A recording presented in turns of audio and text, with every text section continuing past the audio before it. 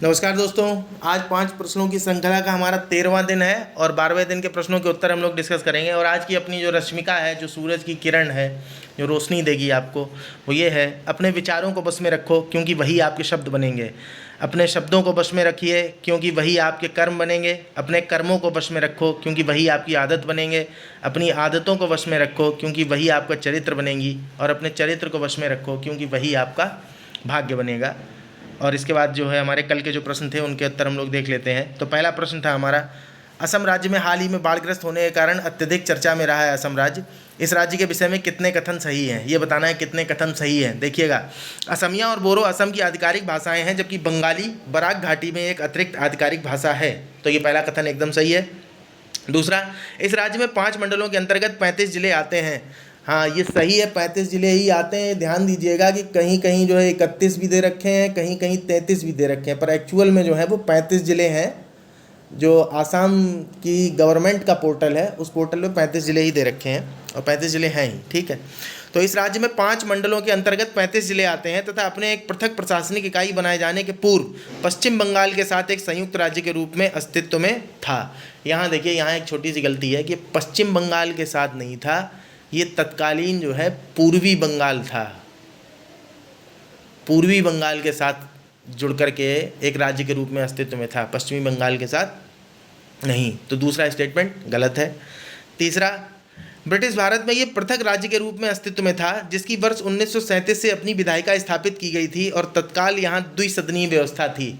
तो ऊपर की बात सही है कि 1937 से इसकी विधायिका बनी और ब्रिटिश भारत के टाइम ये अलग इंडिपेंडेंट प्रोविंस था, लेकिन द्विसदनीय व्यवस्था नहीं थी। तो तीसरा स्टेटमेंट भी गलत है। एक सदनीय व्यवस्था थी, द्विसदनीय तो उस समय कहाँ थी।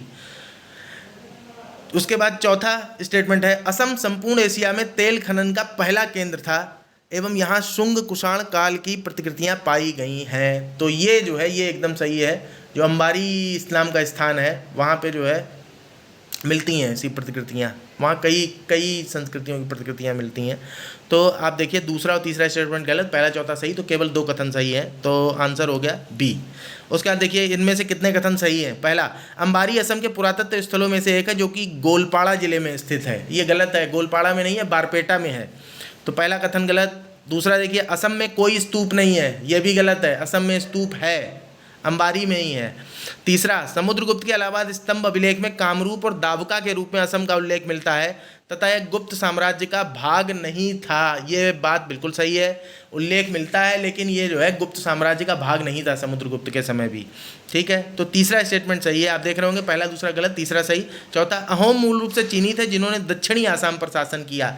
ये गलत है, क्योंकि उत्तरी आसाम पे शासन किया। जब चीन की तरफ से आएगा कोई तो उत्तरी आसाम में रहेगा, दक्षिणी आसाम में क्या करेगा कि मतलब आने को तो आ ही सकता है।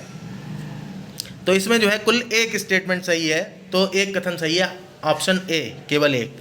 उसके बाद तीसरा देखिए, निम्नलिखित में सही कथन चुनिए। मोआ मोरिया विद्रोह असम से संबंधित नहीं है। देखिए, मोआ मोरिया विद्रोह जो है ये असम से ही संबंधित है।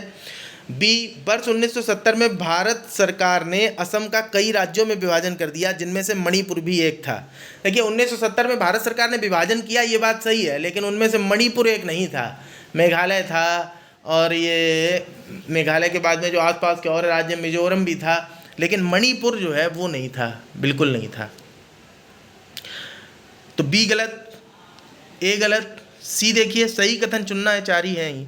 भू आकृतिक अध्ययनों से यह निष्कर्ष निकलता है कि ब्रह्मपुत्र असम की जीवन रेखा हिमालय से भी पुरानी एक पूर्ववर्ती नदी है। यही सही है।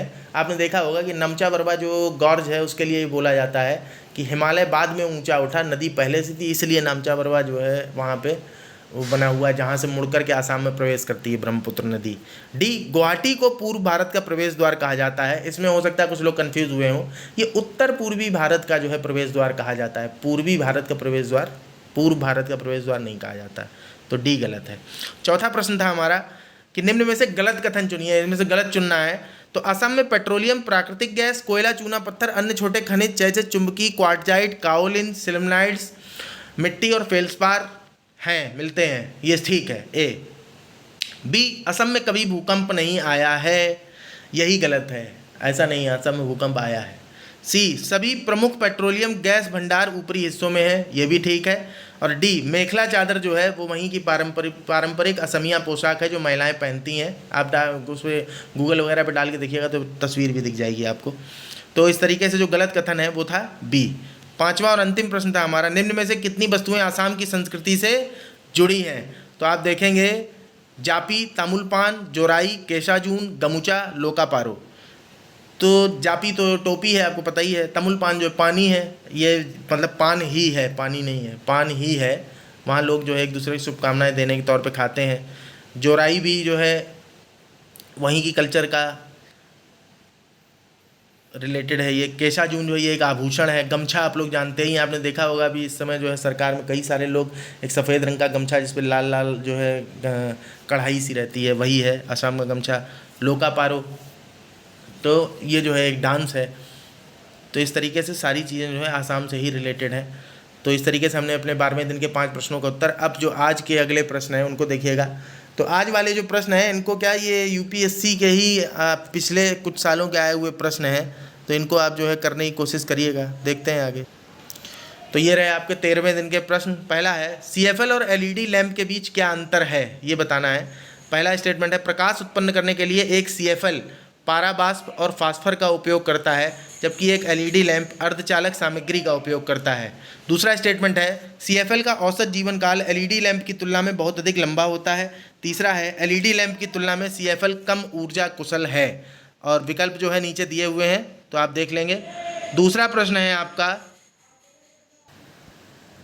ब्लू रे डिस्क BD के नाम से जाने जाने वाला एक नया ऑप्टिकल डिस्क प्रारूप लोकप्रिय हो रहा है। यह पारंपरिक DVD से किस प्रकार भिन्न है?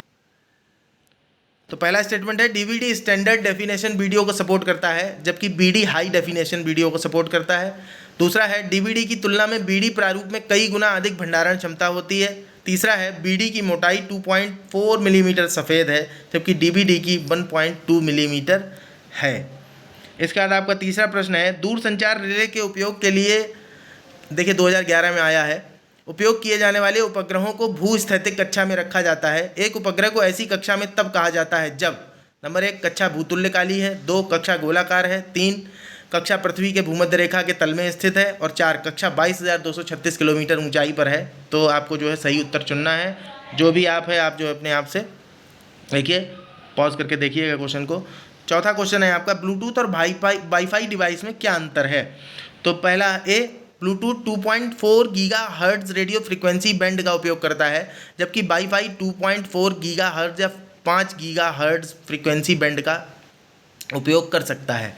बी ब्लूटूथ का उपयोग केवल वायरलेस लोकल एरिया नेटवर्क के लिए किया जाता है, जबकि वाईफाई का उपयोग केवल वायरलेस वाइड एरिया नेटवर्क के लिए किया जाता है। सी जब ब्लूटूथ तकनीक का उपयोग करके दो उपकरणों के बीच सूचना प्रसारित की जाती है तो उपकरणों को एक दूसरे की दृष्टि की रेखा में होना चाहिए, लेकिन जब वाईफाई तकनीक का उपयोग किया जाता है तो उपकरणों को एक दूसरे की दृष्टि की रेखा में होने की आवश्यकता नहीं होती है। और डी ऊपर दिए गए कथन ए और बी इस संदर्भ में सही है। अंतिम और पांचवा प्रश्न है आपका कि वर्चुअल प्राइवेट नेटवर्क क्या है?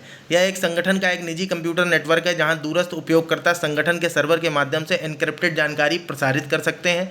बी यह सार्वजनिक इंटरनेट पर एक कंप्यूटर नेटवर्क है जो उपयोगकर्ताओं को अपने संगठन के नेटवर्क तक पहुंच प्रेषित सूचना की सुरक्षा सहित प्रदान करता है।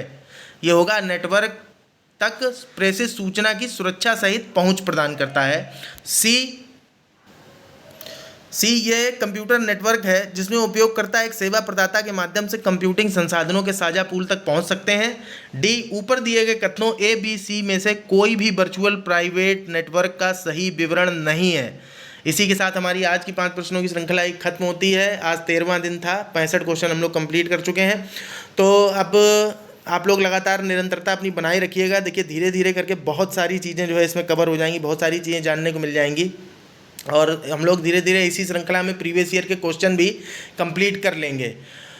तो अगर आपको ये वीडियो अच्छा लगता है तो आप जो है अभ्यास खुद भी करते रहिए, और अगर कोई जो है आप किसी का हित चाहते हैं तो उसको भी जो है आप रिकमेंड कर सकते हैं कि वो भी 5 प्रश्नों का अभ्यास तो डेली कम से कम करता ही रहे। एटलीस्ट कम से कम इतना आप करते रहिए तो होता क्या कि धीरे धीरे करके जो है आपका दिमाग क्वेश्चंस को टैकल करने के लिए तैयार हो जाता है। नहीं तो पढ़ते पढ़ते लास्ट में अचानक से जब पेपर हाथ में आता है तो फिर प्रॉब्लम होती है। तो डेली की प्रैक्टिस जो है आपके ब्रेन को वैसी हैबिट डाल देगी। सूचनाएं तो आपको मिलेंगी ही मिलेंगी, तो छोटी छोटी चीज़ों का भी बड़ा असर होता है एग्ज़ाम में।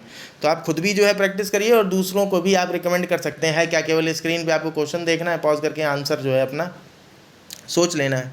बाकी तो हम लोग अगले दिन आंसर डिस्कस कर ही लेते हैं, और कुछ रिगार्डिंग ज़्यादा इंपॉर्टेंट इन्फॉर्मेशन होती है तो वो भी मैं आपको बता ही देता हूँ।